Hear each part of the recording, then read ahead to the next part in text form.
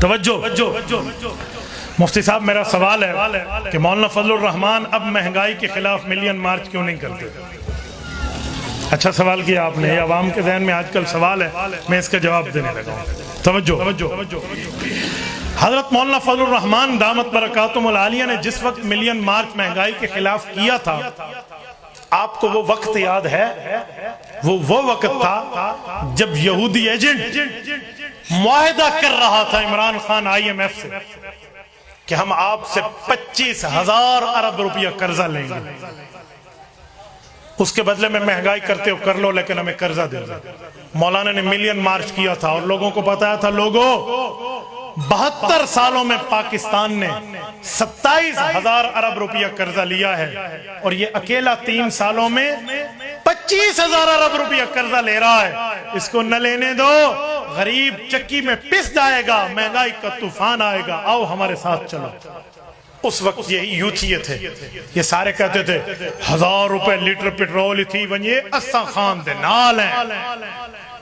مولانا نے ملین مارچ کیا، 14 دن وہاں بیٹھے، لیکن مولانا کی بات نہیں مانی گئی، مولانا واپس آ گئے، اس نے معاہدہ کر لیا اب جب تک 25,000 ارب روپیہ قرضہ نہیں اترے گا یہ سارے اس بات کے اندر اس عذاب کے مہنگائی میں مبتلا رہا۔ اب مانتے نا بات اس وقت اس مرد کلندر کی؟ آپ کیا سمجھتے ہو مولانا کوئی چابی والا کھلونا ہے کہ جب کہہ دو ملین مارچ کر لے؟ اس نے بر موقع بر محل مارچ کیا تھا، اس وقت تم اس کا ساتھ دیتے نا، اس وقت کہتے ہم مولانا کے ساتھ ٹھہرے ہیں، 72 سالوں میں جتنا قرضہ لیا اتنا اکیلا عمران خان 3 سالوں میں لے رہا ہے، ہم نہیں لینے دیں گے، نہیں کرنے دیں گے معاہدہ۔ نکلتے تم سب، یہی اس وقت ہڑتال ہوتی، یہی اس وقت پہیا جام ہوتا، تو پھر میں دیکھتا کہ اس وقت یہ معاہدہ کیسے کر سکتے، پر اس وقت تو تم نے ان کا ساتھ دیا۔ اب میں حیران ہوں سراج لالا سے بھی، ہمارے لالا جان تو ہی گیا تھا جب 64 روپے پیٹرول لیٹر تھا، تو گیا تھا اس وقت سپریم کورٹ اور تو نے جا کر وقت کے وزیر اعظم کو نااہل کرانے کے لیے ریپ پٹیشن دائر کی تھی۔ اب تم کہتے ہو تیرے کہنے پہ لوگ ہڑتال کریں، تیرے کہنے پہ لوگ مہنگائی کے لیے نکلیں۔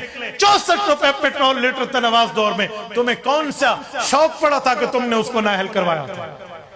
51,000 روپے 16 تولہ تھا، اس وقت تم کیوں اس کے خلاف نکلے تھے؟ تم نکلے تھے اور اس ایجنٹ کو بٹھایا تھا، اس نے 72 سالوں میں سب نے جتنا قرضہ لیا اس نے اکیلے اتنا 3 سالوں میں قرضہ لیا اور ملک کا بٹھا بٹھا۔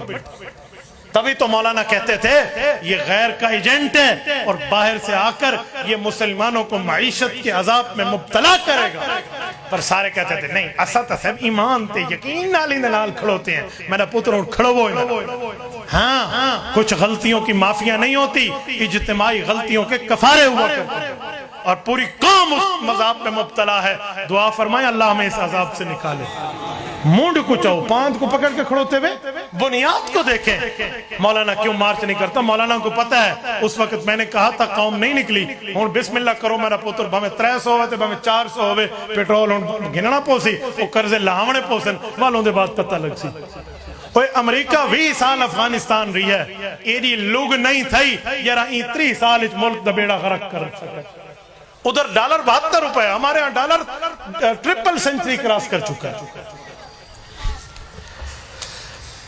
مولانا سوال ہے کہ جب نبی پاک صلی اللہ علیہ وسلم زندہ ہیں تو پھر ان کو دفن کیا گیا، اس کا جواب میں دے چکا ہوں نہیں دے چکا؟ زندہ نبی کو صحابہ نے جنت کے حوالے کیا ہے، میں نے آپ کو کہا ہے پرچیاں آپ کی جیب میں رہ جائیں، تو میرا سوال سن گے اندے نا لکھ دے نہ رہاں دے تو پوتر میرا جواب تے کو تقریر مل گیا ہو گیا۔